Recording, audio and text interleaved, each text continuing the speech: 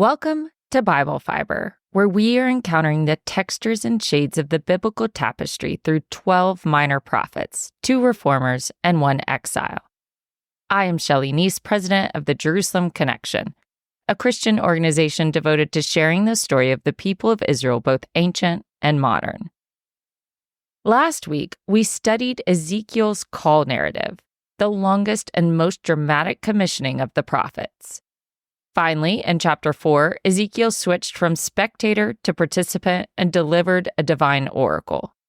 He had terrible news for his contemporaries, as he experienced a series of visions and performed various sign acts. All his oracles forecasted the imminent destruction of Jerusalem and the deportation of those who remained in Judah.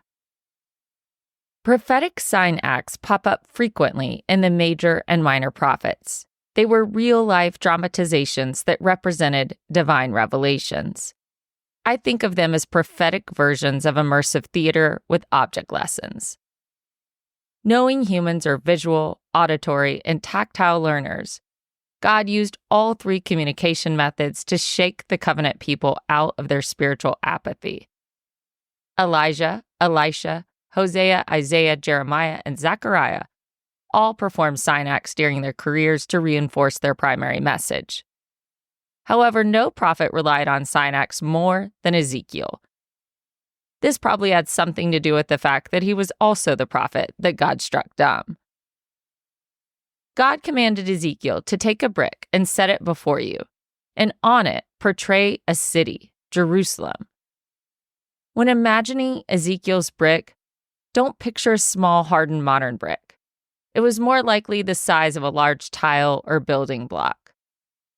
Because God told Ezekiel to inscribe the brick, the clay must not have dried and hardened in the sun, according to typical Babylonian construction methods.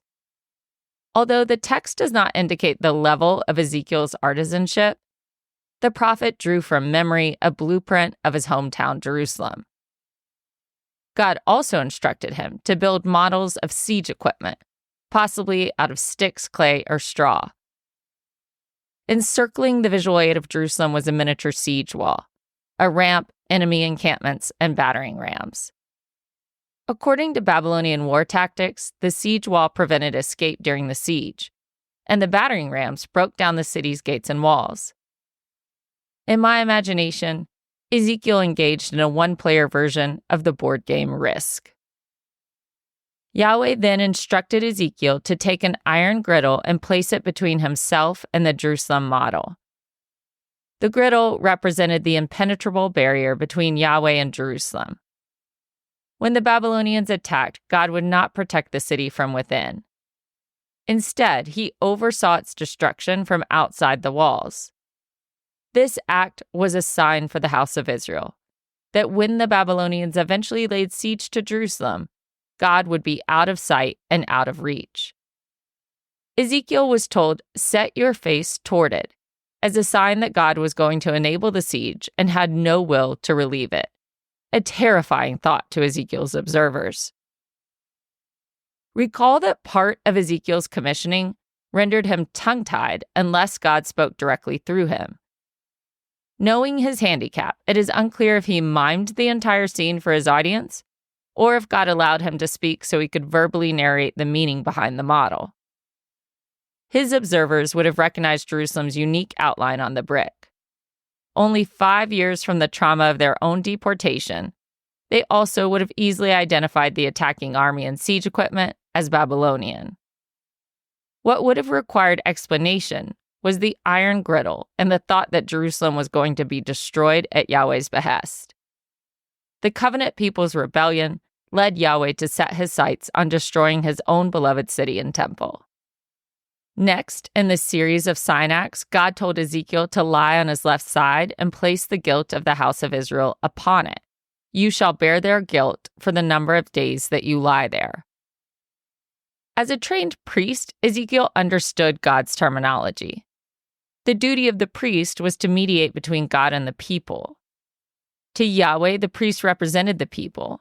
To the people, the priest represented Yahweh. Every year, on the Day of Atonement, for example, The high priest ceremonially transferred the people's guilt to a goat through the laying on of hands before its ritual sacrifice. Only with that once-a-year ceremony could the priest ritually atone for their collective sins. As the priest appointed to vicariously bear the exiles' iniquities, Israel's suffering was in proportion to their sin. For the house of Israel, Ezekiel was told to lie on his left side for exactly 390 days, with each day representing a year. As God explained, 390 was equal to the number of the years of their guilt. Presuming that 586 BCE marked the end of their period of guilt with the climax of their punishment, scholars count back 390 years, looking for the triggering moment that brought on their period of guilt. Around 976 BCE, King Solomon completed the first temple. Was God suggesting that for the entire duration of the first temple, 390 years, Judeans lived in rebellion against him? We know from the biblical narratives that when the temple stood, many refused to devote their worship to Yahweh alone. Perhaps Yahweh condemned the entire 4 centuries. After laying on his left side for over a year, God told Ezekiel to bear the guilt of the house of Judah for 40 days by lying on his right side. It sounds as if Ezekiel was referring to the 2 different political kingdoms of Israel and Judah, respectively known as the northern and southern kingdoms. However, well over a century had passed since the northern kingdom of Israel was destroyed. Even when the kingdom of Israel existed, it lasted only 2 centuries. It's confusing for Bible readers to track the different uses of Israel and Judah. The post-exilic prophets, Haggai, Zechariah, Malachi, and Ezekiel, often use the term Israel to refer to all of God's people, not just the former political kingdom. However, the pre-exilic prophets most often used Israel and Judah to distinguish between the 2 kingdoms. Part of knowing the meaning of the term is knowing when the prophets fell on the biblical timeline. Almost always, Ezekiel used the term House of Israel to refer to all the remaining descendants of Jacob. To Ezekiel, Israel and Judah were synonymous. Ezekiel's second duration of laying on his side, 40 days, was much shorter than the 390-day demonstration. Most scholars speculate that the 40-day period was symbolic of the Babylonian exile, even if technically their time in exile was longer. In the Bible, the number 40 was associated with periods of judgment. For example, while Noah was on the ark, the rains lasted 40 days and 40 nights. When Jonah preached repentance to the wicked Ninevites, he told them they had 40 days before judgment. And God forced the Israelites who escaped Egypt to wander the wilderness without entering the promised land for 40 years, as punishment for their lack of faith. 40 years guaranteed the passing of one generation and the emergence of a new, more faithful generation. According to Ezekiel, 40 years of exile in Babylon would serve as the punishment for 390 years of sin. Ezekiel's 40 days on his right side were intended to be an earth-shattering oracle to his exilic audience. God even had the prophet use threatening body language by baring his arm. Since the exiles' deportation, they had eagerly expected returning to their homeland. However, Ezekiel was communicating through his sign act that their generation would die off before a new generation could return to Jerusalem. In yet another symbolic act, God instructed Ezekiel to gather flour from 4 grains and 2 legumes to make a small loaf of bread. This is the second time in the chapter that God told Ezekiel to retrieve something. Even though God had him relegated to lying on his side for well over a year, he must have also been able to get up and move about a fair amount. Biblical scholars interpret this strange bread recipe as representative of what the inhabitants in Jerusalem would eat once Babylonian forces surrounded their city. To make bread, they would scramble together all that remained from the bottom of their food storage barrels. The mixture was unsavory but edible, indicative of a siege diet.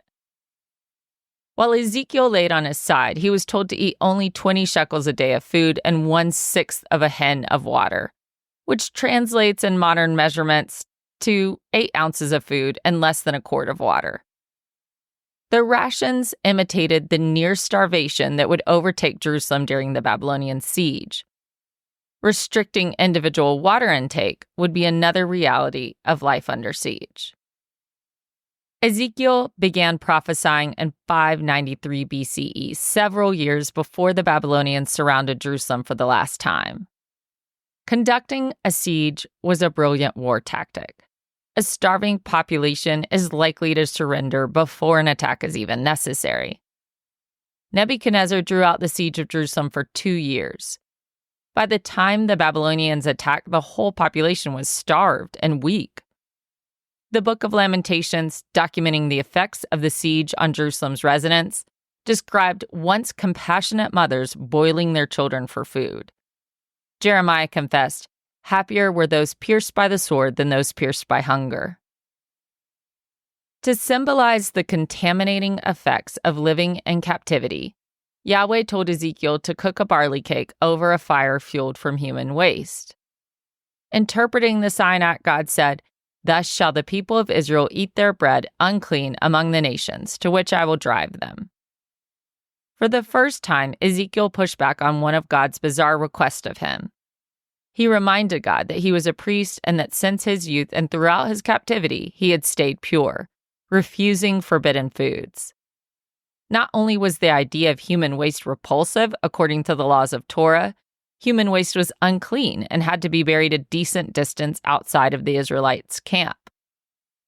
Kindly, Yahweh relented and lessened the severity of the sign act. Ezekiel's reasoning was pure-hearted.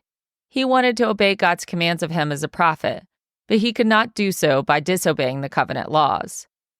Instead of human waste, God told Ezekiel he could cook his barley cake over cow manure, a more commonly used source for fuel. Ezekiel's cooking demonstration shamed his exilic audience, making them aware of the impurities they were accruing by living in a foreign land.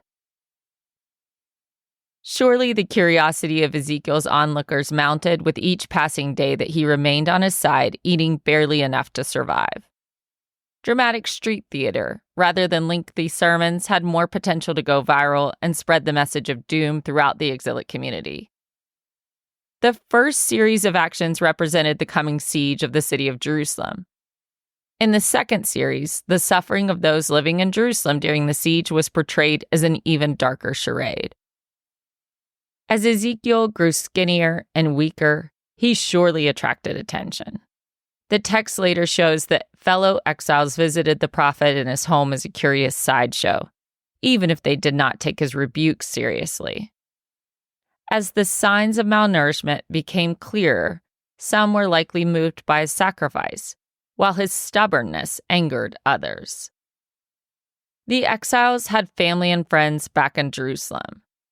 Since their capture, they naively believed that they would be released from captivity and returned to Jerusalem, but Ezekiel warned them that they had it backwards. All of Judah was about to land in Babylon, because nothing would be left of their beloved city, Jerusalem. The good news was that God also abided with the exiles in Babylon. Ezekiel had seen the divine throne chariot by the river Chebar. He knew that they were not abandoned. Next week, we are reading Ezekiel 5. The prophet will continue with the dramatic sign acts and accompany them with a powerful message of rebuke. Because the prophet is often mute, when he spoke, he did so with force. Please keep the nation of Israel in your prayers as the country continues to accomplish its war goal of eradicating Hamas. And please pray for the release of the hostages who remain in Gaza without any visitation from the Red Cross. While I am reading about the depression that has set in among Ezekiel's fellow exiles in Babylon, I think about the hostages in Gaza.